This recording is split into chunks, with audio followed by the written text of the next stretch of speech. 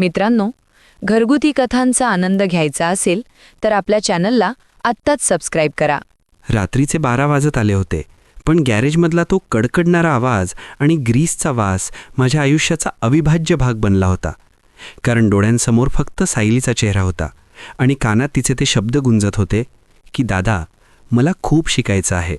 आई आणि बाबा एकाच अपघातात गेले तेव्हा मी फक्त 18 वर्षांचा होतो आणि सायली 10 वर्षांची. पण त्या दिवशी जेव्हा तिने माझा हात घट्ट धरला होता तेव्हाच मी ठरवलं होतं की हिच्या डोळ्यात कधीच पाणी येऊ देणार नाही. मग त्यासाठी मला स्वतःचं आयुष्य जाळावं लागलं तरी चालेल. लोक म्हणायचे, माधव, तू पण हुशार आहेस, तू शिक्षण पूर्ण कर. पण सायलीला पोरकं सोडून मी कॉलेजला कसा जाणार होतो? म्हणून मी हातातली पुस्तकं बाजूला ठेवली आणि पकडपाना हातात घेतला. कारण मला माहीत होतं की स्वप्न पाहण्यासाठी डोळे लागतात, पण ती पूर्ण करण्यासाठी रक्ताचं पाणी करावं लागतं. गॅरेजमध्ये काम करताना हाताची नखं काळी पडली होती आणि कपड्यांवरून ऑइलचा डाग कधीच जात नव्हता. पण जेव्हा सायलीच्या शाळेची फी वेळेवर भरली जायची तेव्हा त्या डागांकडे बघून मला अभिमान वाटायचा की माझ्या कष्टाने माझ्या बहिणीचं भविष्य उजाळतंय. आज ती 10वीत पहिल्या नंबरने पास झाली होती आणि अख्ख्या गावात तिचं कौतुक होत होतं. पण मला तिला अजून मोठ्या शिखरावर न्यायचं होतं, कारण तिचं स्वप्न साधन होतं. तिला अधिकारी व्हायचं होतं आणि त्या एका स्वप्नासाठी मी पुढची कित्येक वर्ष स्वतःला विसरून जायला तयार होतो. सायलीला जेव्हा मी नवीन सायकलीवरून शाळेत सोडायला जायचो तेव्हा लोक माझ्याकडे बघून हसायचे की हा गॅरेजवाला काय शिकवणार बहिणीला. पण मी शांत होतो, कारण मला माहिती होतं की एक दिवस माझी बहीण जेव्हा गाडीतून उतरेल तेव्हा या सगळ्यांची तोंडं आपोआप बंद होतील. जेवण करतानाही मी अर्धीच भाकरी खायचो, जेणेकरून सायलीला दूध आणि फळं कमी पडू नयेत. आणि ती जेव्हा विचारायची की दादा, तू जेवलास का, तेव्हा मी खोटंच हसून सांगायचो की गॅरेजवर मालकाने आज पार्टी दिली होती. सायली हळूहळू मोठी होत होती आणि तिचं अभ्यासातलं लक्ष पाहून मला खात्री पटली होती की माझी मेहनत वाया जाणार नाही. पण नियतीला अजून काहीतरी वेगळंच मान्य होतं, कारण शहरातल्या मोठ्या कॉलेजची फी आणि तिथला खर्च ऐकून माझे पाय कापायला लागले होते. पण मी हरलो नाही. माझ्याकडे असलेली ती छोटीशी वडिलोपार्जित जमीन, जी बाबांनी मोठ्या आशेने राखली होती, ती विकण्याचा निर्णय मी एका क्षणात घेतला. कारण जमिनीपेक्षा माझ्या बहिणीचं भविष्य माझ्यासाठी लाख पटीने मोलाचं होतं. जमीन विकताना काळजावर दगड ठेवला होता, पण जेव्हा सायलीच्या हातात शहरातल्या त्या मोठ्या अकॅडमीचा प्रवेश अर्ज दिला तेव्हा तिच्या डोळ्यात जे समाधान होतं त्यासमोर त्या जमिनीची किंमत शून्य होती. शहरात जाताना सायली रडत होती. मला बिलगून म्हणाली की दादा, मी तुला सोडून कशी राहू. पण मी तिला धीर दिला की तू फक्त अभ्यास कर, तुझा हा दादा इथे खंबीरपणे उभा आहे, तुला कशाचीही कमतरता भासू देणार नाही. ती निघून गेली आणि ते घर अगदीच रिकामा वाटायला लागलं. पण भिंतीवर बाबांच्या फोटो शेजारी मी सायलीचा एक फोटो लावला होता, ज्याकडे बघून मी रोज सकाळी कामाला जायचो. गॅरेजचं काम वाढवलं होतं. रात्रीचे 2-2 वाजेपर्यंत ट्रकची कामं घ्यायचो, कारण शहरातल्या खर्चाची गणितं जुळवणं सोपं नव्हतं. पण प्रत्येक महिन्याच्या 1 तारखेला जेव्हा सायलीच्या खात्यात पैसे जमा व्हायचे आणि तिचा फोन यायचा की दादा पैसे मिळाले, तेव्हा माझा थकवा कुठल्या कुठे पळून जायचा. वर्ष सरत गेली. मी म्हातारा वाटू लागलो होतो. शरीराची झीज होत होती, पण मनातला तो जिद्द आणि आत्मविश्वास तसाच होता की माझी बहीण एक दिवस नाव काढेल. एक दिवस अचानक सकाळी सायलीचा फोन आला. तिचा आवाज थरथरत होता आणि ती फक्त एवढंच म्हणाली की दादा, निकाल लागलाय आणि मी पास झाले, मी अधिकारी झाले. हे ऐकताच माझ्या हातातला पाना खाली पडला आणि डोळ्यातून घळाघळा पाणी वाहू लागलं. आयुष्यात पहिल्यांदा मी रडलो होतो, पण ते दुःखाचे अश्रू नव्हते, तर त्या संघर्षाचं ते फळ होतं जे मी गेल्या 12 वर्षांपासून पेरलं होतं. गावात ढोल ताशे वाजले. लोक माझ्याकडे बघून आता आदराने बघत होते, पण मला फक्त सायलीला बघायचं होतं. तिच्या त्या निळ्या बत्तीच्या गाडीची मी वाट बघत होतो. पण तेव्हा मला कल्पनाही नव्हती की ज्या प्रकाशासाठी मी स्वतःला जाळलं तोच प्रकाश एक दिवस माझं आयुष्य कायमचा अंधारात लोटून देणार आहे. कारण आता सायली बदलणार होती आणि त्या बदलाची पहिली ठिणगी लवकरच पडणार होती. सायली पुण्यातून गावी आली तेव्हा तिच्यासोबत 2 मोठ्या गाड्या होत्या आणि तिच्या अंगावरचा तो रुबाब पाहून अख्ख्या गावाचे डोळे दिपले होते. पण माझ्यासाठी ती आजही तीच छोटी सायली होती, जिच्या वेण्या मी स्वतः घातल्या होत्या. मी धावतच गाडीपाशी गेलो आणि तिला मिठी मारणार इतक्यात तिने हळूच स्वतःला मागे घेतलं आणि म्हणाली की दादा, लोक बघतायत, सावर स्वतःला. तिचे ते शब्द एखाद्या सुरीसारखे काळजाला लागले. पण मला वाटलं कदाचित मोठ्या पदावर गेल्यामुळे तिला शिस्त पाळावी लागत असेल, म्हणून मी हसून विषय टाळला. पण त्या दिवशी घरात आल्यावर तिने पहिली गोष्ट केली ती म्हणजे तिचे महागडे कपडे खराब होऊ नये म्हणून माझ्या जुन्या फाटक्या गोधडीवर बसायला नकार दिला आणि खुर्ची मागवून घेतली. मला वाटलं की ठीक आहे, आता ती अधिकारी आहे, तिला स्वच्छतेची सवय झाली असेल. पण खरा धक्का तेव्हा बसला जेव्हा तिने मला विचारलं की दादा, तू अजूनही त्याच गॅरेजवर काम करतोस का? आता हे काम सोड आणि काहीतरी चांगलं कर, कारण लोक मला विचारतात तुझा भाऊ काय करतो तेव्हा मला सांगायला लाज वाटते. ज्या गॅरेजने तिला इथपर्यंत पोहोचवलं त्याच कामाची तिला लाज वाटावी. हे ऐकून मी सुन्न झालो. पण तरीही मी तिच्या आनंदासाठी गॅरेजला कुलूप लावलं आणि तिच्यासोबत शहरात राहायला गेलो. शहरातलं तिचं ते मोठं सरकारी निवासस्थान, तिथला नोकरचाकर आणि येणारे जाणारे मोठे लोक पाहून मला सुरुवातीला खूप अभिमान वाटायचा. पण हळूहळू मला जाणीव झाली की त्या घरात मी फक्त एक नावापुरता राहतोय. सायलीचे मित्रमैत्रिणी घरी यायचे तेव्हा ती माझी ओळख करून देणं टाळायची किंवा मी त्यांच्यासमोर येऊ नये म्हणून मला आधीच सांगून ठेवायची की दादा, तू आज आतल्या खोलीतच थांब, तुला शहरातल्या गप्पा कळणार नाहीत. मला शहरातल्या गप्पा कळत नव्हत्या हे खरं होतं, पण मला माणसांच्या नजरेतली बदललेली भाषा मात्र अचूक कळत होती. एके दिवशी तिच्या ऑफिसमधले काही मोठे अधिकारी घरी जेवायला येणार होते तेव्हा तिने मला बजावून सांगितलं की आज तू बाहेर दिसायचं नाहीस आणि जर कोणी विचारलं तर सांग की मी गावाहून आलेला लांबचा पाहुणा आहे. स्वतःच्या बहिणीच्या तोंडचे हे शब्द ऐकल्यावर वाटलं की त्याच क्षणी तिथून निघून जावं, पण आईबाबांची शपथ आठवली की हिला कधीच अंतर द्यायचं नाही म्हणून मी गप्प बसलो. सायली आता पूर्णपणे बदलली होती. तिचं बोलणं, वागणं आणि विचार करण्याची पद्धतसुद्धा आता पैशांवर आणि स्टेटसवर येऊन थांबली होती. तिला वाटायचं की मी तिथे राहून तिच्या इमेजला धक्का लावतोय, पण तिला हे कळत नव्हतं की तिची ही इमेज उभी करण्यासाठी मी माझे तरुणपण आणि आरोग्य दोन्ही गमावलं होतं. रात्रीच्या वेळी जेव्हा मला जुन्या जखमा आणि हाडांचे दुखणे त्रास द्यायचे तेव्हा मी एकटाच खोलीत विव्हळत बसायचो. कारण सायलीला सांगायला गेलो तर ती म्हणायची की दादा, हे वय झालंय तुझं, आता तक्रारी करणं सोड. एके दिवशी तिने मला न विचारता लग्नाचं ठरवलं, एका मोठ्या उद्योगपतीच्या मुलाशी ज्याचं नाव समीर होतं. मला आनंद झाला की सायलीला चांगलं घर मिळतंय, पण तिने मला स्पष्ट सांगितलं की दादा, सासरची माणसं खूप हायफाय आहेत, त्यांना तुझ्या गॅरेजच्या कामाबद्दल काहीच सांगू नकोस. मी त्यांना सांगितलं आहे की तू गावी शेती बघतोस. खोटं बोलून नातं जोडणं मला मान्य नव्हतं, पण तिच्या सुखासाठी मी पुन्हा एकदा माझं तोंड शिवलं आणि त्या श्रीमंत घराण्यासमोर एक साधा शेतकरी म्हणून उभं राहिलो. लग्नाची तयारी सुरू झाली आणि माझ्याकडे असलेली उरलीसुरली पुंजी जी मी तिच्या लग्नासाठी वाचवून ठेवली होती ती सगळी मी तिच्या हातात दिली. तिने ते पैसे घेताना एकदाही विचारलं नाही की दादा, आता तुझ्याकडे स्वतःसाठी काय उरलंय? कारण तिचं लक्ष फक्त त्या मोठ्या सोहळ्याकडे होतं जिथे तिला जगाला दाखवायचं होतं की ती किती मोठ्या खाटात लग्न करतीये. लग्नाच्या दिवशी मी पाहुण्यांना पाणी वाढण्यापासून ते चपला सावरण्यापर्यंत सगळी कामं करत होतो, कारण मला वाटत होतं की माझ्या बहिणीचं लग्न आहे. पण सायली मात्र स्टेजवर उभी राहून माझ्याकडे अशा नजरेने बघत होती जणू काही मी तिथे असून तिला अपराधी वाटतंय. समीर चांगला मुलगा वाटत होता, पण त्याचे घरचे मात्र खूपच कडक स्वभावाचे होते आणि त्यांना गरीब माणसांची खूप चीड होती हे त्यांच्या वागण्यावरून स्पष्ट दिसत होतं. लग्न पार पडलं आणि सायली सासरी जायला निघाली तेव्हा तिने मला मिठी मारली, पण त्या मिठीत पूर्वीची माया नव्हती, तर एक सुटकेचा निश्वास होता की चला आता हा दादा गावी जाईल आणि माझं गुपित सुरक्षित राहील. तिला वाटलं होतं की मी आता पुन्हा कधीच तिच्या आयुष्यात येणार नाही, पण माझ्या मनात अजूनही तिची काळजी होती आणि तिने गावाकडचा निरोप घेताना जे काही मागे सोडलं होतं ते सावरण्यासाठी मला पुन्हा एकदा पुढे यावंच लागणार होतं. पण यावेळी परिस्थिती अधिक भयानक होणार होती. सायली सासरी गेल्यानंतर गावच्या घरात पुन्हा एकदा शांतता पसरली, पण हे घर आता मला खायला उठत होतं, कारण ज्या गॅरेजवर मी माझं आयुष्य काढलं तिथलं काम सुटल्यामुळे हात रिकामे झाले होते आणि सायलीच्या लग्नासाठी उरले पैसेही खर्च झाले होते.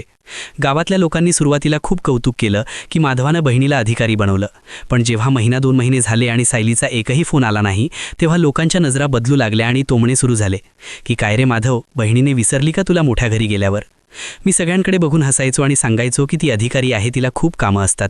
पण रात्री जेव्हा मी एकटा असायचो केव्हा डोळ्यात पाणी यायचं, कारण ज्या हातांनी मी तिला घास भरवला तेच हात आज तिचा फोन उचलण्यासाठी आसुसलेले होते. सायलीच्या सासरचे लोक खूप श्रीमंत होते आणि मला भीती वाटायची की जर मी तिथे गेलो तर तिला राग येईल. पण एके दिवशी मला राहावे ना, कारण तुझी आठवण खूप येत होती आणि गावी पाऊस सुरू झाल्यामुळे घरात सगळीकडे ओलावा आला होता. मी विचार केला की सायलीला गावाकडच्या चिंचेची चटणी आणि तिच्या आवडीचे धपाटे खूप आवडतात, म्हणून मी पहाटे सुटलो आणि सगळं साहित्य जमवून तिच्यासाठी जेवण बनवलं आणि एका पिशवीत ते सगळं भरून शहराकडे निघालो.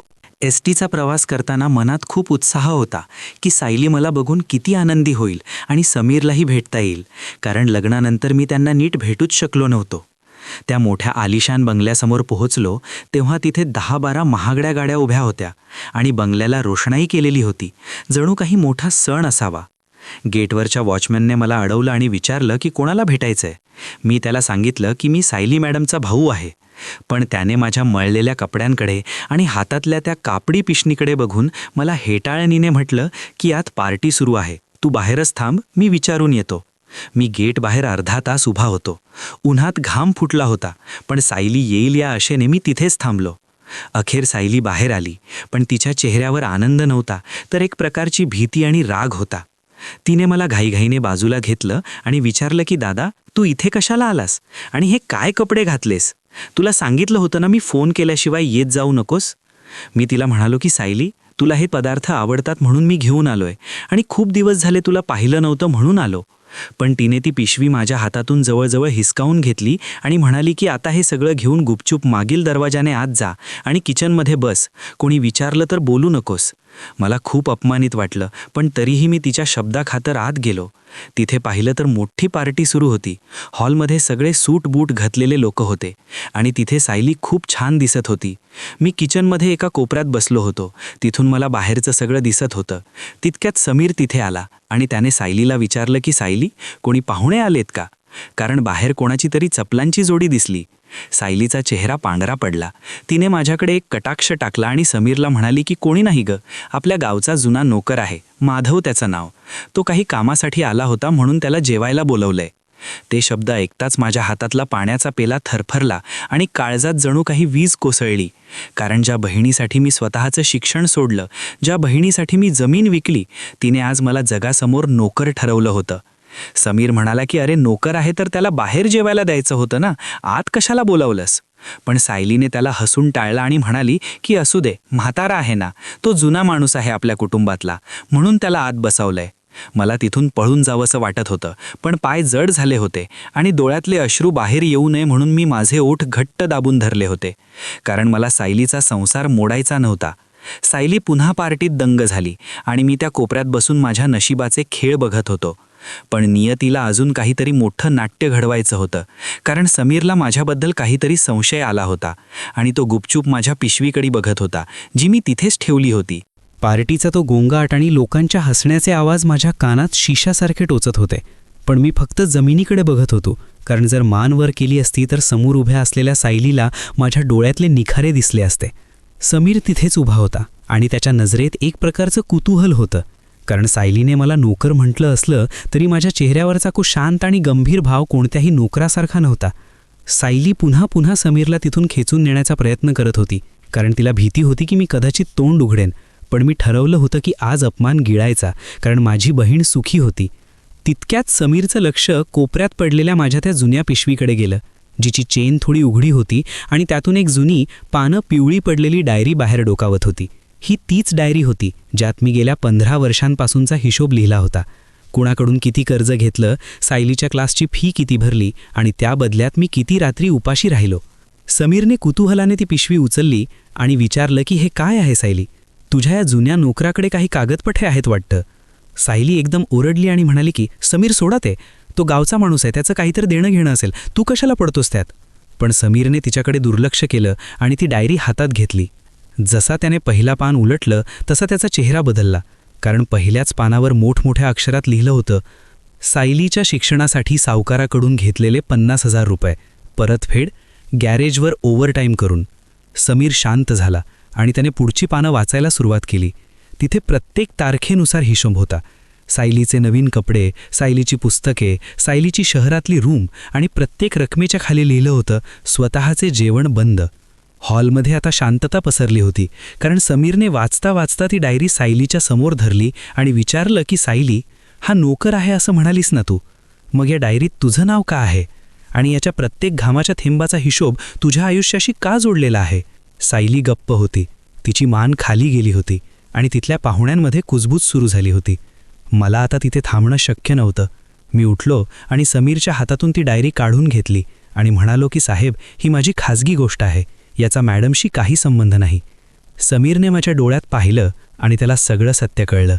कारण रक्ताचं नातं लपवता येतं, पण डोळ्यातली माया लपवता येत नाही. त्याने ओरडून विचारलं की सायली, हा तुझा भाऊ आहे ना? ज्या भावाच्या जीवावर तू आज या खुर्चीवर बसली आहेस, त्याचा तुला इतका राग का आला की तू त्याला नोकर बनवलंस? सायली रडायला लागली. पण ते पश्चातापाचे अश्रू नव्हते, तर तिची चोरी पकडली गेल्याची भीती होती.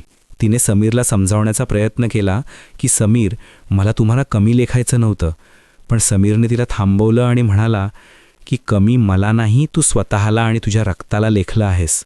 मी शांतपणे पिशवी उचलली आणि मागे न बघता त्या मोठ्या दरवाजातून बाहेर पडलो. कारण मला आता कळलं होतं की मी ज्या झाडाला रक्ताचं पाणी करून वाढवलं होतं त्याला फळं तर लागली, पण ती माझ्यासाठी विषारी ठरली होती. बाहेर पाऊस जोरात सुरू झाला होता आणि मी त्या पावसात भिजत चाललो होतो. कारण मला माहिती होतं की आता सायलीच्या आयुष्यात माझं स्थान उरलं नव्हतं. मी स्टेशनकडे जाताना माझ्या खिशातून एक चिठ्ठी काढली जी मी सायलीसाठी आणली होती, पण तिला देऊ शकलो नव्हतो. त्या चिठ्ठीत फक्त एवढंच लिहिलं होतं की सायली, तुझं स्वप्न पूर्ण झालं, आता माझं काम संपलंय, सुखी राहा. आणि मी ती चिठ्ठी तिथल्याच एका बाकड्यावर ठेवली आणि रात्रीच्या अंधारात कुठे गायब झालो हे कुणालाच कळलं नाही. समीरने सायलीला तिच्या चुकीची जाणीव करून दिली, पण तोपर्यंत मी खूप लांब निघून गेलो होतो.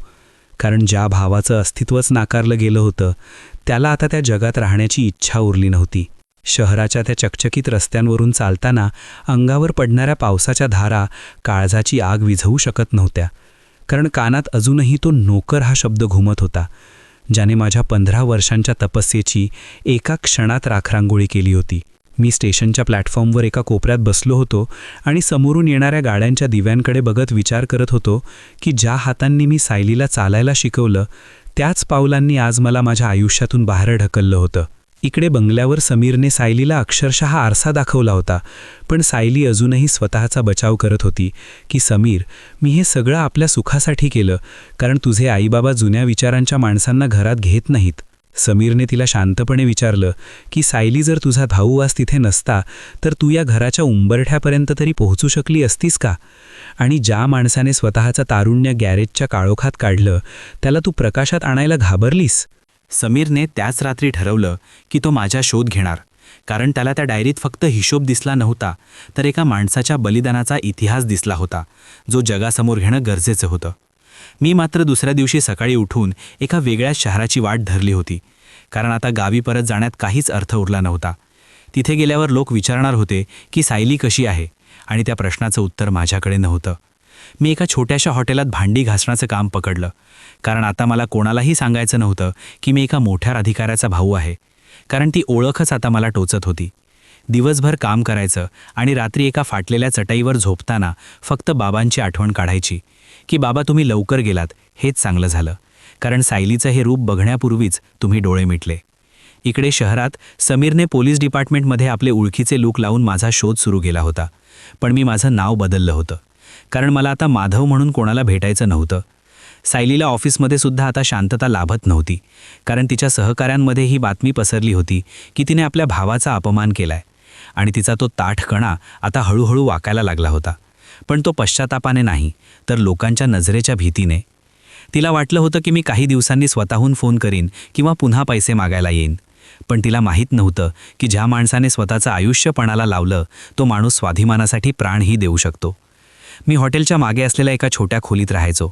तिथे खिडकीतून दिसणारा चंद्र मला नेहमी सायलीच्या चेहऱ्याची आठवण करून द्यायचा, पण मी माझे डोळे घट्ट मिटून घ्यायचो, कारण मला आता त्या आठवणींतून मुक्त व्हायचं होतं.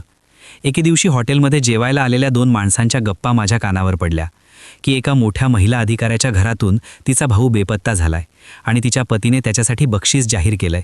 मला हसू आलं की ज्या माणसाला घरात नोकर म्हणून ओळख करून दिली त्याच्यासाठी आता बक्षीस लावलं जातंय. पण मला ते बक्षीस नको होतं, मला फक्त शांतता हवी होती. समीर मात्र हार मानायला तयार नव्हता. त्याने त्या डायरीतील सावकाराचा पत्ता शोधून काढला आणि तो थेट आमच्या गावी पोहोचला. तिथे गेल्यावर त्याला जे सत्य कळलं ते ऐकून त्याचेही डोळे ओलावले, कारण गावकऱ्यांनी सांगितलं की माधवाने सायलीसाठी स्वतःच्या रक्ताची विक्रीसुद्धा केली होती, जेव्हा तिच्या शिक्षणासाठी पैसे कमी पडले होते. ही गोष्ट ऐकल्यावर समीरच्या मनात सायलीबद्दलचा उरलासुरला आदरही संपला, आणि त्याने ठरवलं की जोपर्यंत तो माधवाला शोधून काढत नाही तोपर्यंत तो शांत बसणार नाही. मी मात्र एका नवीन संघर्षाला सुरुवात केली होती, जिथे आता फक्त मी होतो आणि माझं नशीब होतं, कारण आता कोणालाही मोठं करण्याची जबाबदारी माझ्या खांद्यावर नव्हती. पण मनाच्या कोपऱ्यात कुठेतरी अजूनही वाटत होतं की सायलीने एकदा तरी मनापासून दादा म्हणून हाक मारावी. समीर गावात पोहोचल्यावर त्याला माधवाच्या त्या छोट्याशा पडक्या घराची अवस्था पाहून धक्काच बसला. कारण बाहेरून वैभवशाली दिसणाऱ्या सायलीच्या आयुष्याचा पाया या मातीच्या भिंतींनी आणि छताच्या दळणाऱ्या पत्रांनी रचला होता हे त्याला कळून चुकलं होतं. गावकऱ्यांनी जेव्हा सांगितलं की माधवाने आपल्या हाताचे फोड कधी कुणाला दाखवले नाहीत आणि सायलीच्या सुखासाठी त्याने स्वतःच्या लग्नाचा विचारही मनात आणला नाही, तेव्हा समीरच्या पायाखालची जमीन सरकली. कारण त्याला जाणीव झाली की त्याने एका देव माणसाला आपल्या घरातून अपमानित होऊन बाहेर पडताना पाहिलं होतं. समीरने तातडीने सायलीला फोन केला आणि तिला स्पष्ट शब्दात सुनावलं की सायली, तुझे पाप केलेस त्याची क्षमा तुला देवही देणार नाही. कारण ज्या माणसाने स्वतःच्या रक्ताचं पाणी करून तुला अधिकारी बनवलं त्याला तू नोकर म्हणालीस आणि आता तो कुठे आहे हे सुद्धा तुला माहीत नाही. सायलीला सुरुवातीला वाटलं की समीरचा हा राग तात्पुरता आहे, पण जेव्हा समीरने सांगितलं की जोपर्यंत माधव परत येत नाही तोपर्यंत तू या घरात पाऊल टाकायचं नाही, तेव्हा तिला परिस्थितीचं गांभीर्य कळलं आणि तिची ती सत्तेची आणि पदाची नशा उतरू लागली. इकडे मी त्या नवीन शहरात हॉटेलच्या कामात स्वतःला गाढून घेतलं होतं, पण माझ्या हातावरचे ते जुने ग्रीसचे डाग आता कायमचे मिटले होते. तरी मनावरचे ओरखडे मात्र तसेच ओले होते. हॉटेलचा मालक विठ्ठल शेठ हा एक कडक पण मनाचा चांगला माणूस होता. त्याने माझ्या कामातली सचोटी बघून मला हळूहळू काउंटरची जबाबदारी दिली. कारण त्याला कळलं होतं की हा माणूस साधा हॉटेल कामगार नाही, तर याच्यामागे काहीतरी मोठी शोकांतिका आहे. मी कुणाशीच जास्त बोलायचो नाही, फक्त कामाशी काम ठेवायचो. पण जेव्हा कधी टीव्हीवर एखाद्या महिला अधिकाऱ्याची बातमी लागायची तेव्हा माझे हात आपोआप थांबायचे आणि डोळे सायलीला शोधू लागायचे. सायली आता शहरात एकटी पडली होती. तिच्या सासरच्यांनी तिला वाळीत टाकलं होतं आणि ऑफिसमध्येही तिच्याकडे बघण्याचा लोकांचा दृष्टिकोन बदलला होता. कारण सत्य फार काळ लपत नाही आणि तिच्या कृतघ्नपणाची चर्चा सर्वत्र झाली होती. समीरने आता वर्तमानपत्रात आणि सोशल मीडियावर माझा फोटो देऊन शोध सुरू केला होता, पण मी शक्यतो कॅमेऱ्यापासून आणि लोकांपासून दूर राहायचा प्रयत्न करायचो. कारण मला आता कोणाच्याही उपकाराची किंवा दयेची गरज नव्हती.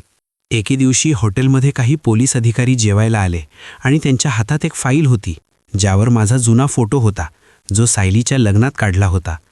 माझे पाय थरथरायला लागले जेव्हा मी ऐकलं की ते माझ्याबद्दलच चौकशी करत आहेत आणि समीरने माझ्या शोधासाठी रिवॉर्ड जाहीर केलाय. मला भीती वाटली की जर मी पकडला गेलो तर पुन्हा त्याच जगात जावं लागेल जिथे मला नोकर म्हटलं गेलं होतं. म्हणून मी त्या रात्रीच ते हॉटेल सोडण्याचा निर्णय घेतला आणि पुन्हा एकदा आपलं बोचकं बांधून अज्ञातवासाच्या दिशेने निघालो. निघताना मी विठ्ठल शेठच्या टेबलावर एक चिठ्ठी ठेवली की मालक, तुम्ही मला आश्रय दिलात त्याबद्दल धन्यवाद, पण आता मला पुन्हा एकदा पळावं लागतंय कारण माझं भूतकाळ माझा पाठलाग सोडायला तयार नाही. पाऊस अजूनही थांबला नव्हता आणि मी त्या काळोखात चालत असताना मला अचानक जाणवलं की माझं शरीर आता साथ द्यायला तयार नाही. कारण गेल्या अनेक वर्षांच्या कष्टाने आणि आत्ताच्या या मानसिक धक्क्याने मला आतून पोखरलं होतं. मी एका पडक्या मंदिराजवळ कोसळलो आणि मला वाटलं की कदाचित हेच माझं शेवटचं ठिकाण असेल. पण मरण्यापूर्वी मला एकदा वाटलं की सायलीला सांगावं की मी तिला माफ केलंय, कारण राग ठेवण्याइतकी शक्तीही आता माझ्यात उरली नव्हती. पण नियतीला हा खेळ इथेच संपवायचा नव्हता, कारण समीरचा एक खबऱ्या माझ्या खूप जवळ पोहोचला होता आणि तो आता समीरला लोकेशन पाठवत होता, जेणेकरून हा भाऊ आणि बहिणीचा शेवटचा अंक तरी नीट पार पडेल. त्या पडक्या मंदिरात जेव्हा मला शुद्ध आली तेव्हा समोर समीर उभा होता आणि त्याच्या डोळ्यात माझ्यासाठी कमालीचा आदर आणि दुःख होतं. पण मला मात्र भीती वाटत होती की हा आता मला पुन्हा सायलीसमोर नेऊन उभं करेल. समीरने माझा हात हातात घेतला आणि गदगदल्या आमाशात म्हणाला की माधव दादा, मला माफ करा, कारण त्या दिवशी माझ्या घरात तुमचा जो अपमान झाला त्याचा मी सुद्धा कुठेतरी वाटेकरी होतो. मी काहीच बोललो नाही, कारण माझ्याकडे आता बोलण्यासारखं काही उरलंच नव्हतं. आणि त्या दादा या हाकेने माझ्या डोळ्यात पुन्हा एकदा पाणी आलं, कारण ही हाक ऐकण्यासाठी माझे कान आसुसले होते. समीर मला जबरदस्तीने त्याच्या गाडीत बसवून शहरात घेऊन आला, पण त्याने मला त्याच्या बंगल्यावर नेलं नाही, तर एका नवीन आणि शांत अपार्टमेंटमध्ये नेलं, जिथे त्याने आधीच सगळी सोय केली होती. त्याने मला सांगितलं की सायलीला तुमच्याबद्दल काहीच माहिती नाही आणि मी तिला सांगणारही नाही, कारण जोपर्यंत तिला तिच्या कृतज्ञपणाची पूर्ण जाणीव होत नाही तोपर्यंत तुमची भेट करून देणं व्यर्थ आहे. इकडे सायलीची अवस्था आता अतिशय दयनीय झाली होती, कारण सासरच्या लोकांनी तिला घरातून बाहेर काढलं होतं आणि तिला एका छोट्या सरकारी क्वार्टरमध्ये राहावं लागत होतं, जिथे तिला स्वतःचं काम स्वतःच करावं लागायचं. ज्या हातांनी कधी भांडी घासली नव्हती ते हात आता काम करून सुजले होते तेव्हा तिला जाणीव व्हायला लागली की तिथा दादा दिवसभर गॅरेजमध्ये आणि रात्री ओव्हरटाईम करून कशा प्रकारे कष्ट उपसत असेल. ऑफिसमध्येही तिच्या फाईल्सवर आता शंका घेतल्या जात होत्या आणि तिची चौकशी सुरू झाली होती, कारण तिचा जो अहंकार होता तो आता तिच्या विनाशाचं कारण बनला होता. तिला आता राहून राहून माझ्या जेवणाची आणि मी आणलेल्या त्या चिंचेच्या चटणीची आठवण येत होती, जी तिने रागाच्या भरात फेकून दिली होती. पण आता ती चटणी द्यायला तिचा दादा तिथे नव्हता. समीरने मला सर्व सुविधा दिल्या होत्या, पण माझं मन तिथे रमत नव्हतं, कारण मला आता कोणाच्या तरी तुकड्यावर जगण्याची सवय नव्हती. म्हणून मी समीरला विनंती केली की मला एखादं छोटं काम शोधून दे. समीरने माझ्या स्वाभिमानाचा मान राखला आणि त्याच्याच एका मोठ्या वर्कशॉपमध्ये मला मॅनेजरची पोस्ट दिली, जिथे मला कामही करता येईल आणि माझा मानही राखला जाईल. मी पुन्हा एकदा कामात व्यस्त झालो, पण यावेळी माझ्याकडे पाहण्याचा लोकांचा दृष्टिकोन नोकराचा नव्हता, तर एका अनुभवी मार्गदर्शकाचा होता. आणि हे बघून समीरला खूप समाधान वाटायचं. एके दिवशी सायलीला कळलं की समीर गुपचूप कुणाला तरी भेटायला जातो आणि तिला वाटलं की समीरचं दुसरं काहीतरी अफेअर सुरू आहे, म्हणून तिने त्याचा पाठलाग करायचं ठरवलं. ती त्या वर्कशॉपपर्यंत पोहोचली आणि तिथे तिने पाहिलं की समीर एका माणसाच्या खांद्यावर हात ठेवून हसत हसत गप्पा मारतोय आणि तो माणूस दुसरा कोणी नसून मी होतो. सायलीचा चेहरा पांढरा पडला आणि ती तिथेच भिंतीचा आधार घेऊन उभी राहिली, कारण तिने पाहिलं होतं की तिचा नोकर म्हटलेला भाऊ आज किती मोठ्या पदावर आणि सन्मानाने काम करतोय.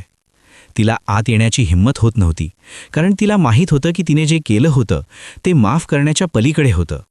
तरीही तिच्या पायांनी तिला माझ्या दिशेने ओढलं.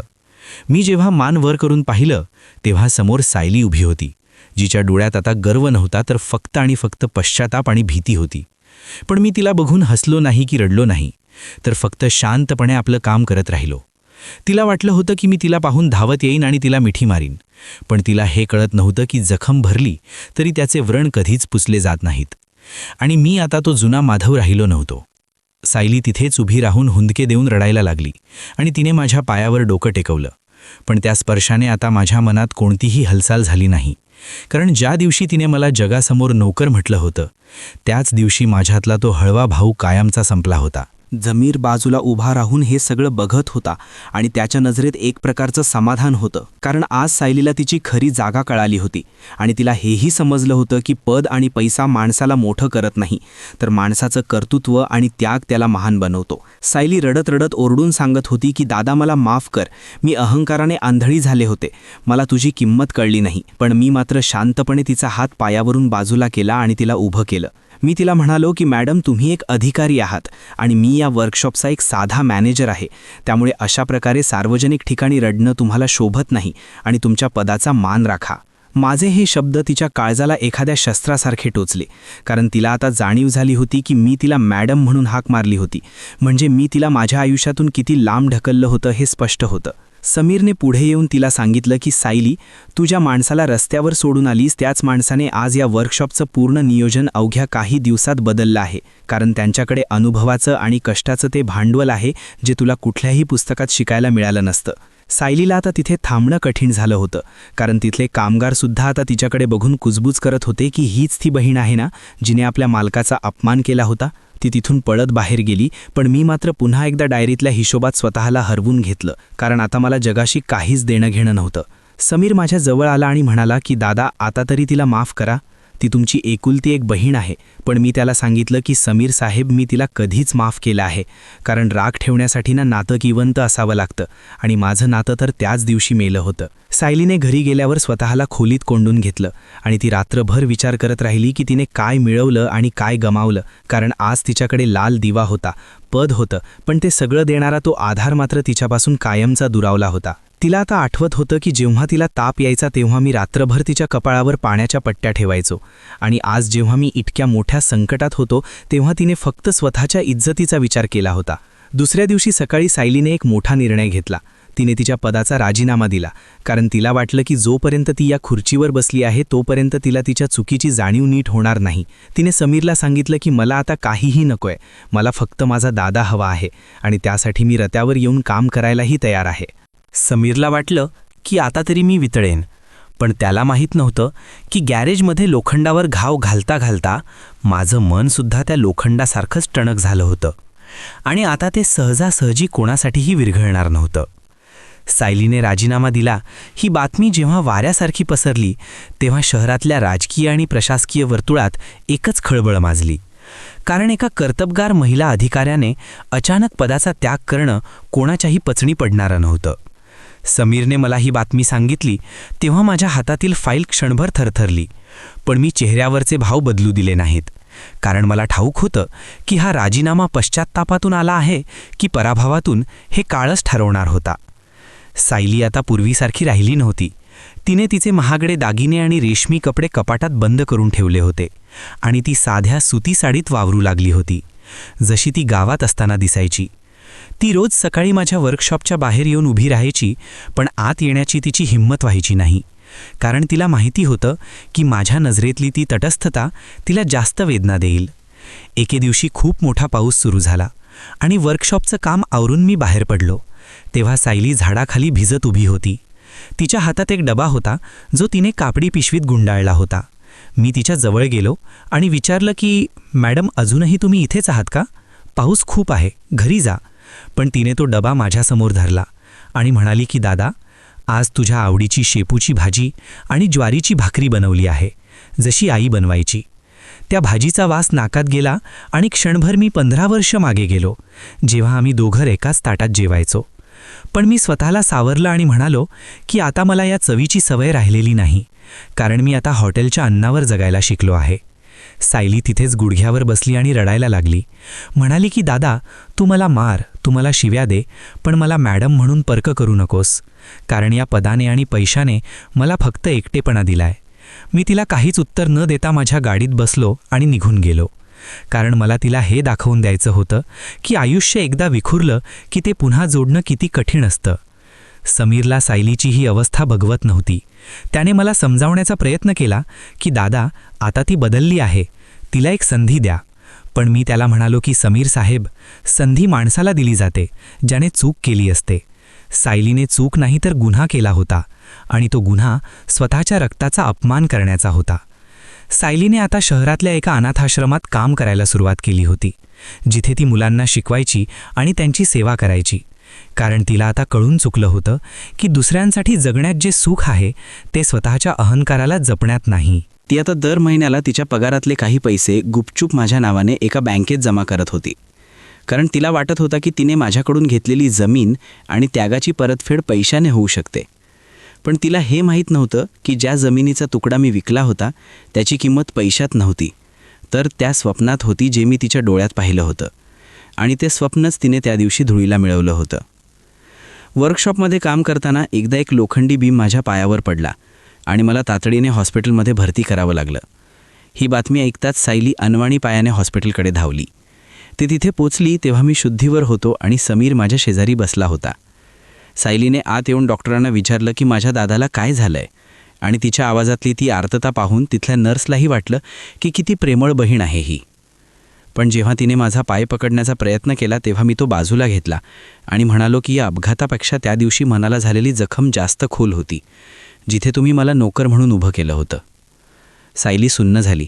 तिला कळालं की भौतिक सुखांचे त्याग करून किंवा समाजसेवा करून तिला मी माफ करणार नव्हतो, कारण मी तिच्याकडून क्षमेची अपेक्षाच ठेवली नव्हती. ती हॉस्पिटलच्या पायरीवर बसून विचार करत राहिली की आता असं काय करावं लागेल ज्याने तिचा दादा तिला पुन्हा एकदा सायली म्हणून हाक मारेल. कारण आता तिला जगाची पर्वा नव्हती, तिला फक्त तिचं हरवलेलं घर हवं होतं. हॉस्पिटलच्या त्या पांढऱ्या शुभ्र भिंती आणि औषधांचा वास मला पुन्हा त्या दिवसांची आठवण करून देत होता, जेव्हा मी सायलीच्या आजारपणात दवाखान्याच्या पायरीवर रात्र काढली होती. पण आज तीच सायली माझ्या बेड शेजारी अपराधी भावनेने उभी होती. समीरने सायलीला थोडा वेळ बाहेर थांबायला सांगितलं आणि तो माझ्याजवळ आला. त्याच्या हातात माझी तीच जुनी डायरी होती जी त्याने त्या रात्री पार्टीत पाहिली होती. समीर म्हणाला की दादा, या डायरीच्या शेवटच्या पानावर तुम्ही काहीतरी लिहिलं होतं जे त्या दिवशी कुणालाच दिसलं नाही, कारण पानाला पान चिटकलं होतं. आणि आज जेव्हा मी ती डायरी नीट पाहिली तेव्हा मला तुमच्या मनाचा मोठेपणा कळाला.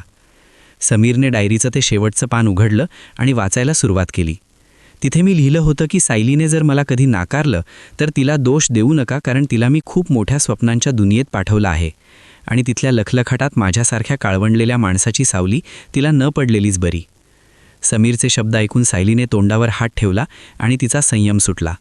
तिने जोरात हंबरडा फोडला. कारण तिला आता कळलं होतं की मी तिच्या कृतज्ञतेची तयारी आधीच करून ठेवली होती आणि तरीही मी तिच्यावर प्रेम करत होतो. ती धावतच आत आली आणि माझ्या हातावर आपलं डोकं ठेवून म्हणाली की दादा, तू इतका कसा देव असू शकतोस? तू माझ्या पापाची शिक्षा स्वतःला का दिलीस? आणि तुला माहिती होतं की मी तुला विसरणार आहे, तरी तू माझ्यासाठी सर्वस्व का पणाला लावलंस? मी फक्त छताकडे बघत होतो, कारण मला तिला सांगायचं होतं की आईने मरताना सांगितलं होतं की सायलीचा सांभाळ कर, आणि मी फक्त माझा शब्द पाळत होतो. त्यात मोठेपणा काहीच नव्हतं. सायलीने त्याच क्षणी समीरच्या हातातून ती डायरी घेतली आणि हॉस्पिटलच्या आवारात जमलेल्या सर्व लोकांसमोर उभं राहून मोठमोठ्याने ओरडून सांगायला सुरुवात केली की हा माणूस माझा नोकर नाही, तर माझा देव आहे, ज्याने मला जन्माला घातलं नाही पण जगायला शिकवलं. तिने तिथल्या प्रत्येक माणसाला माझी ती डायरी दाखवली आणि स्वतःच्या चुकीचा पाढा वाचला, कारण तिला आता स्वतःच्या प्रतिमेची भीती उरली नव्हती. तिला फक्त तिचं प्रायश्चित्त घ्यायचं होतं. लोकांनी जेव्हा ते ऐकलं तेव्हा तिथे उपस्थित असलेल्या प्रत्येकाच्या डोळ्यात पाणी आलं, आणि ज्यांनी मला याआधी साधेपणावरून कमी लेखलं होतं ते आता माझ्याकडे आदराने बघू लागले. सायलीने समीरला सांगितलं की आता मला या शहरात राहायचं नाहीये, मला माझ्या दादाच्या त्या जुन्या पडक्या घरात जायचं आहे, जिथे आमचं खरं बालपण होतं आणि जिथे माझा दादा पुन्हा एकदा सुखाचा घास खाऊ शकेल. समीरने तिला साथ दिली आणि त्यांनी ठरवलं की ते गावचं घर पुन्हा उभं करायचं, पण ते सिमेंटने नाही तर विश्वासाने आणि प्रेमाने. पण माझं मन मात्र अजूनही कुठेतरी थबकलं होतं. मला वाटत होतं की जर मी आता पुन्हा तिच्या आयुष्यात गेलो तर तिचं सासरचं सुख विस्कळीत होईल, कारण समीरच्या घरच्यांनी अजूनही मला स्वीकारलं नव्हतं. पण समीरच्या वडिलांनी जेव्हा ही सगळी हकीकत ऐकली तेव्हा ते स्वतः हॉस्पिटलमध्ये आले आणि त्यांनी माझ्यासमोर हात जोडले आणि म्हणाले की माधवराव, आम्हाला माफ करा, आम्ही श्रीमंतीच्या धुंदीत माणुसकी विसरलो होतो, पण तुमच्या या त्यागाने आमचे डोळे उघडले आहेत. आता सगळं काही ठीक होतंय असं वाटत होतं. सायली पुन्हा एकदा तिची जुनी सायली झाली होती आणि सासरच्यांनीही मला स्वीकारलं होतं. पण नियतीचा शेवटचा डाव अजून बाकी होता, कारण माझ्या शरीराची झीज आता शेवटच्या टप्प्यावर आली होती. हॉस्पिटलमधून डिस्चार्ज मिळाला आणि समीरने मला थेट आमच्या गावी नेलं, जिथे सायलीने गेल्या काही दिवसांत त्या जुन्या पडक्या घराचा कायापालट केला होता. पण घराच्या भिंती नवीन असल्या तरी त्यातला तो जुना मातीचा गंध तिने तसाच जपला होता. घराच्या उंबरठ्यावर पाऊल ठेवताच मला बाबांची आणि आईची खूप आठवण आली आणि असं वाटलं की आज खऱ्या अर्थाने माझं वनवास संपलंय. पण माझं शरीर आता पूर्णपणे साथ सोडत होतं, कारण गेल्या अनेक वर्षांच्या कष्टाने दिलेले घाव आता जीव घेणे ठरत होते. सायलीने माझा हात धरून मला आत नेलं आणि एका आरामखुर्चीवर बसवलं. तिने स्वतःच्या हाताने माझ्यासाठी चहा बनवला आणि माझ्या शेजारी बसून ती जुन्या आठवणी सांगू लागली, जणू काही ती पुन्हा एकदा 10 वर्षांची लहान मुलगी झाली होती. समीरने गावातल्या त्या सावकाराकडून आमची जमीन पुन्हा विकत घेतली होती आणि तिचे कागदपत्र माझ्या हातात ठेवले तेव्हा मला वाटलं की आता माझ्या आयुष्याचं वर्तुळ पूर्ण झालंय, कारण जे गमावलं होतं ते सगळं सन्मानाने परत मिळालं होतं. त्या रात्री गावाकडे खूप शांतता होती. मी अंगणात बसून चांदण्यांकडे बघत होतो तेव्हा सायली तिथे आली आणि माझ्या कुशीत डोकं ठेवून म्हणाली की दादा, आता तू कुठेच जायचं नाहीस, आता मी तुझी सेवा करणार आणि तुला जगातील सगळं सुख देणार. मी तिच्या डोक्यावरून हात फिरवला आणि हसलो, कारण तिला माहिती नव्हतं की मला आता कोणत्याही सुखाची हाव उरली नव्हती, कारण तिने मला दादा म्हणून मारलेली ती एक हाकच माझ्यासाठी सर्वात मोठं पारितोषिक होतं. मला अचानक खूप थकवा जाणवू लागला आणि श्वास घ्यायला त्रास व्हायला लागला. पण मी सायलीला काहीच सांगितलं नाही, कारण मला हा आनंदाचा क्षण विस्कळीत करायचा नव्हता.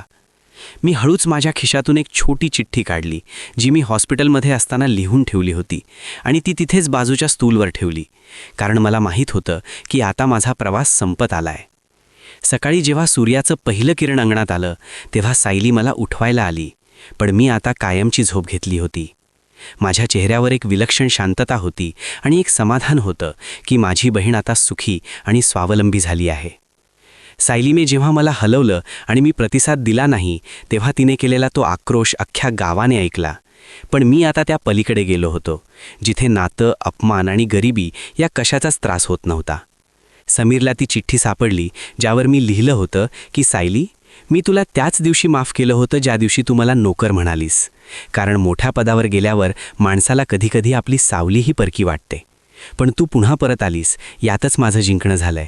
आता रडू नकोस, कारण या घराचा आधार आता तू आहेस.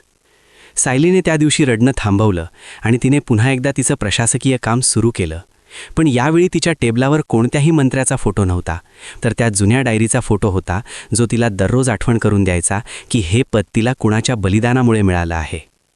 तिने गावात एक मोठं गॅरेज काढलं, जिथे गरीब मुलांना मोफत काम शिकवलं जायचं, आणि त्या गॅरेजचं नाव दिलं होतं माधव स्मृती.